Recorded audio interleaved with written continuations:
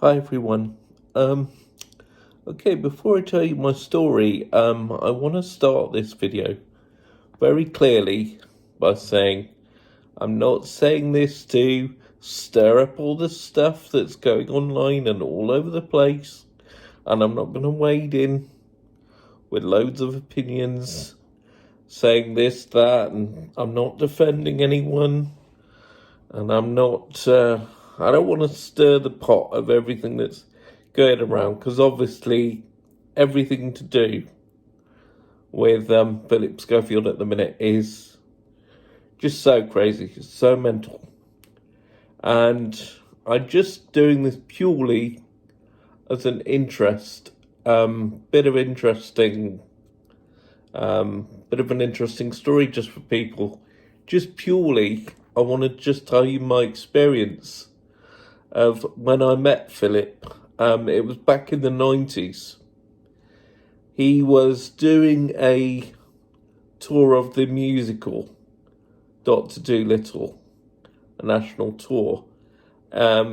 This particular day, it was at the Bristol Hiperdrome, and I'd gone there with a group, a disability group. I think it was linked to the Variety Club of Great Britain, although I'm not 100% sure because it is a long time ago, but their minibus was branded with the charity's logo and everything.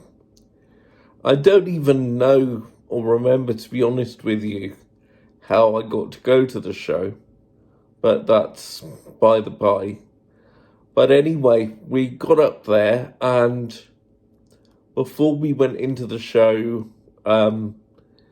bizarrely, we caught sight of Philip as we drove our minibus up to the theatre. And he was in a dinner jacket, absolutely dressed to the nines. And he was eating fish and chips from newspaper, which I thought was a bit of a strange combination. You know, you sort of think, well, this big star, but maybe it's just a small act of showing he's, still down with the common man, etc. And the show was very entertaining, and it featured lots of puppets from Jim Henson's theatre workshop, the creator of the Muppets. And I don't particularly remember too much of the show, except for one point where Philip was in a hot air balloon prop as part of the story, and he was going over the stage in this hot air balloon with scenery moving around. And all of a sudden, the bottom of the hot air balloon prop, the basket section, just completely came away. The materials came away. And Philip actually fell straight smack to the hard stage, and they closed the curtains and everything else. And there was about 20 minutes delay. And then all of a sudden, the curtain came up and they restarted the scene, and he was back in the balloon, and he called down to the audience, "Oh, Phileas Fogg never had this kind of trouble." Huge laughter, huge applause, obviously. So we get to the end of the show, very enjoyable, very entertaining, lots of music and all the music songs and all the rest of it. But that isn't my big memory. My memory is that the minibus that we arrived in actually broke down. The tail lift that you used to get your wheelchair into the minibus. Once you get onto the ramp, goes up, and it was the motor mechanism failed. So the ramp had gone all the way to the top. And someone must have said to Philip Schofield, "Oh, there's a group of disabled people that come to see your show, and their van's broken down."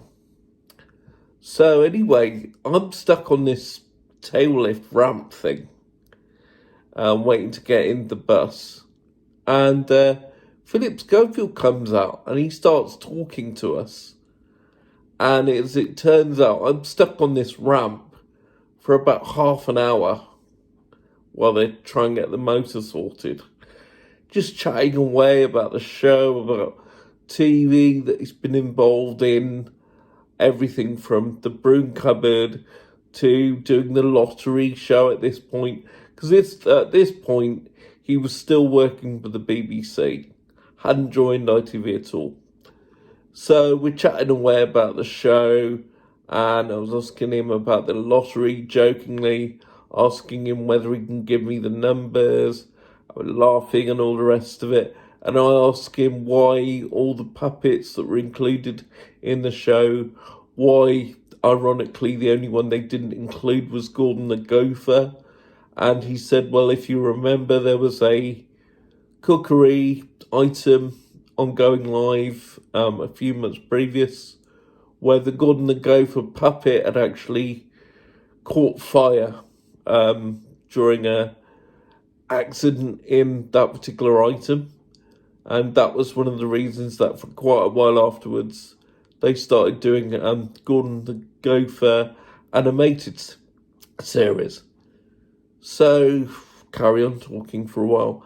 And then all of a sudden, they get the lift fixed, and the ramp starts to travel up, and I get my wheelchair in the bus. And we're getting set to leave. Philip can see that the problem with the bus is over, and he very quickly says, well, I've got to go now, guys. Going to get a quick glass of wine. And suddenly, it was like a switch flicked on his personality. And we were all saying, thanks for the show, great time, all the rest of it. And it was suddenly because the emergency of the bus was over. We were on our way home, everything was safe. He suddenly was like really serious, really almost cold.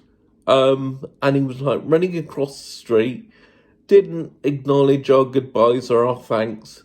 And he just looked back as if that whole conversation that we'd had, nice though it was, had just been an inconvenience. Maybe I was reading too much into that, I don't know.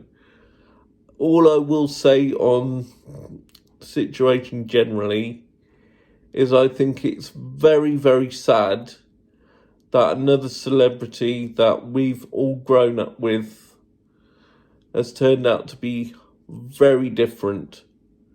Very different kind of person from what we thought. Obviously, there's been many other celebrity instances, or examples, should I say, from childhood. And you just do wonder whether there is anyone that you looked up to as a youngster that is actually genuine or trustworthy, or indeed whether anyone that is famous now can be regarded with that same national reverence as celebrity used to, and whether celebrity or not is wanting to be famous and all the rest of it, whether it's just tainted, whether it's just a curse, and whether it's even worth to be famous now. I mean, that's not, of course, to say we've got a lot of, talented people that perhaps want to get famous, whether it's through music, comedy, writing, whatever it is. But you do wonder with all these stories breaking out that, how many more people in the public eye are going to let us down, or is it just the culture of the world that we live in? I know that's digressing slightly, but I do feel very sorry for Philip's wife and his children, and all the colleagues at ITV and everything else. They must really not, it's not a comfortable time in the business, obviously. And I want to say, not that he'll see this or anything else, but I want it to be known, and I want it to get over how sad it is that Philip Schofield has had such a sudden mighty fall from grace, and how much he has let people down. And I do, like I said, with other celebrity examples as well, you do feel betrayed from all these people that you let into your living room every day, and whether it just comes with the territory, and maybe we shouldn't be so invested in entertainers, but obviously entertainment is important to everyone. So anyway, yeah, that's just my experience of meeting Philip Schofield, just my little story. Hope you found it interesting, and if you did, please let me know, please comment, like, etc. And I'll see you all again for my next video very soon. Bye.